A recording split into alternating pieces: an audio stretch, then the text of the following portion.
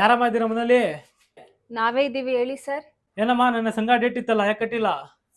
ಸಂಗನಾ? ಮುಂದಿನ ತಿಂಗಳು ಕಟ್ತೀನಿ ಹೋಗಯ್ಯವ್.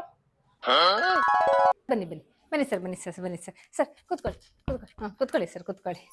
Sir coffee tea ಏನಾದರೂ ಕುಡಿತೀರಾ ಸರ್? ಒಂಚೂರು ಜ್ಯೂಸ್ ತಗೊಳ್ಳಿ ಸರ್. ಏನಮ್ಮ ಮುಂದಿನ ತಿಂಗಳದೆಲ್ಲ ಗೊತ್ತಿಲ್ಲ, ಇವಾಗ ಕಟ್ಟಬೇಕು ಅಷ್ಟೇ.